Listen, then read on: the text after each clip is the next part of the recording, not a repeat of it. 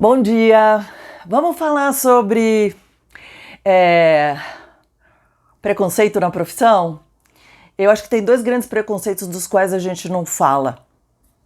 O primeiro deles é sobre pessoas que têm background acadêmico.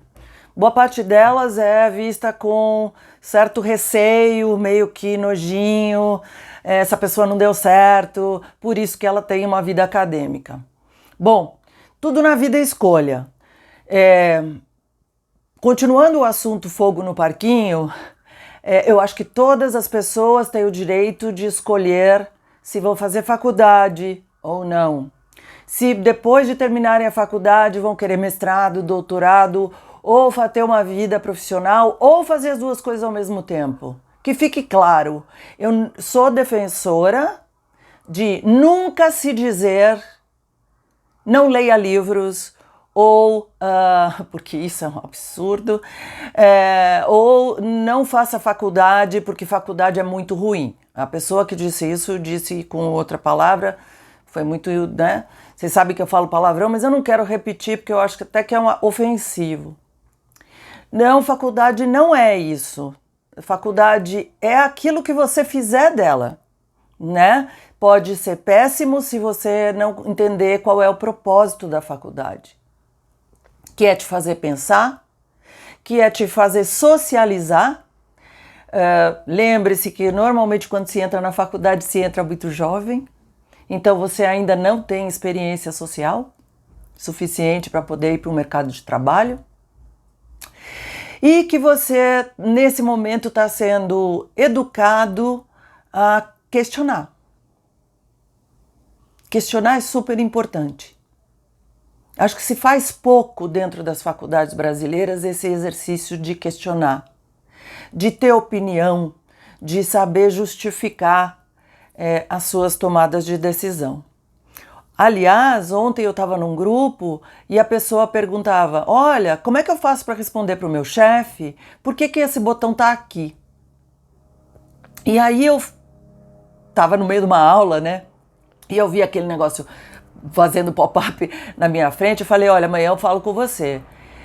E a pessoa não tem argumento, por quê? Não tem profundidade técnica, não tem experiência de vida e não foi, durante o processo de educação, solicitada a ter opiniões.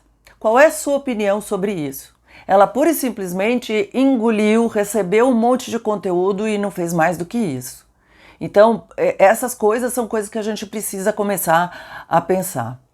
E o segundo grande preconceito que eu acho que a gente tem e que a gente precisa ficar de olho é sobre a questão da pessoa ser ou não ser freelancer.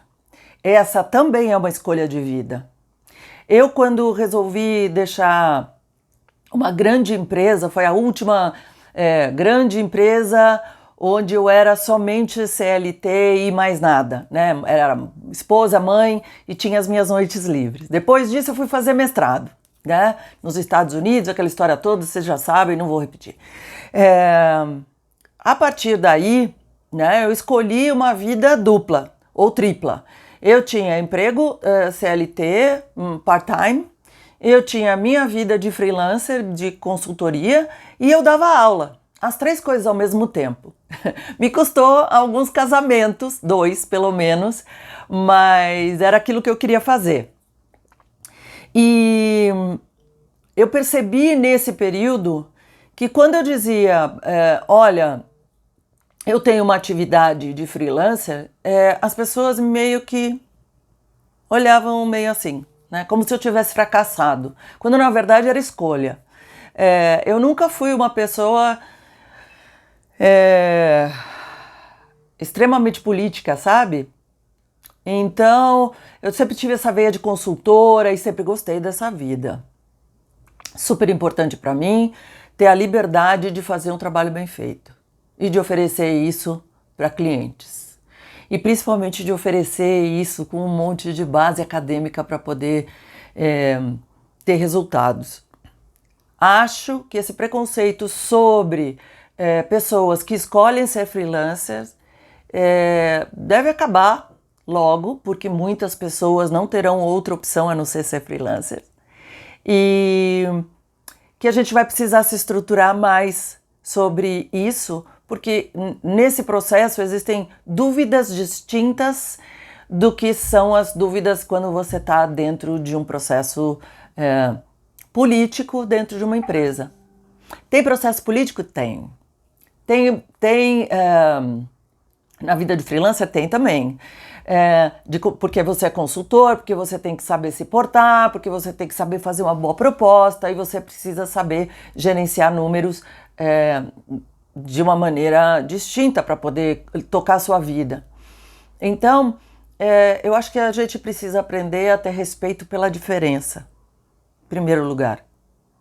E entender que as pessoas fazem escolhas na vida.